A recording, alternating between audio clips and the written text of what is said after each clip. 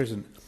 Early this month, a motion in the House of Representatives included an acknowledgement of the rise in anti-Semitic incidents in Australia of more than 40% since 2020. It also acknowledged the work that the International Holocaust Remembrance Alliance does to promote Holocaust remembrance and combating anti-Semitism.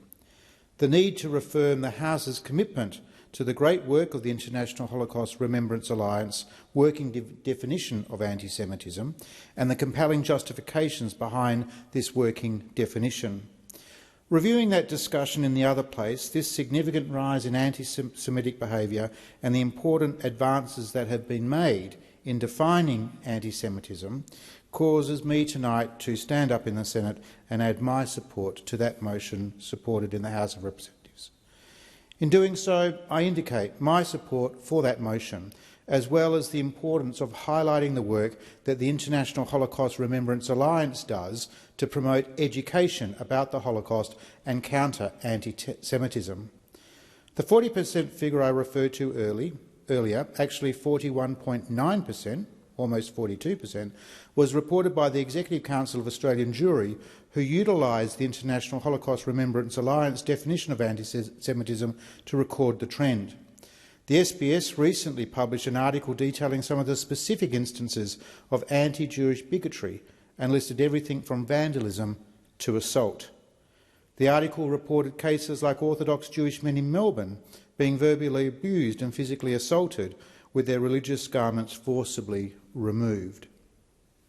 That happens in Australia. In another instance, a Jewish man in Sydney's Bondi was told he did not belong in the area before having his hat taken from his head and thrown to the ground. That happens in Australia. And in the 2022 federal election, we witnessed appalling vandalism and advertisements of Jewish candidates from both major parties. These problems sadly extend also to our university campuses. As the member for Barawa noted in the other place a few weeks ago, universities are becoming the epicentre of the rise in anti-Jewish sentiment, even in Australia.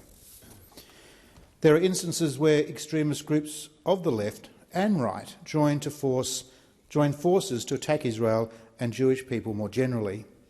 In accordance with the International Holocaust Remembrance Alliance working definition on anti-Semitism, hostility towards the legitimacy of Israel and the right of the Jewish people to statehood is ultimately an act of anti-Semitic hate.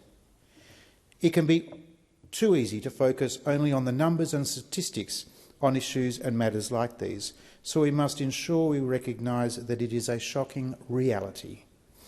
It is the only way we can hope to understand the deeply personal affront it is to the dignity of the Jewish community and, by extension, the dignity to our own country.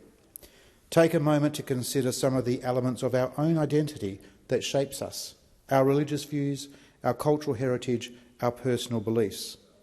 The idea of being targeted, silenced or assailed for any of these values and traits is contrary to the Australian spirit. Our identity as a nation is one of acceptance, as a country built on the work of migrants from all over the world. Belonging in Australia is not about where you come from, but rather who you are. One of the contributors to this rising anti-Semitism is a lack of education. Last year, Deakin University found that 24% of Australians over the age of 18 have little to no knowledge of the Holocaust. Only half could correctly identify the number of Jews murdered during the Holocaust. It is why the work of the International Holocaust Remembrance Alliance is so critical in this endeavour. Through providing educational resources, policy advice and intergovernmental cooperation, it helps to better inform our community. And in order to take the problem meaningfully, we must first define it. And the International Holocaust Remembrance Alliance has built this definition as a means of specifying what anti-Semitism continues to be, so that we can do more to identify it and prevent it in our own communities and suburbs. The mission of remembering the Holocaust and doing all we can to counter the very discrimination that led to some of the darkest moments of our humanity remains essential. Each year it becomes more important as the number of survivors of the Holocaust dwindles. When the last survivor passes on, the responsibility falls to all of us to ensure that their story is not forgotten. Thank you, Senator Smith.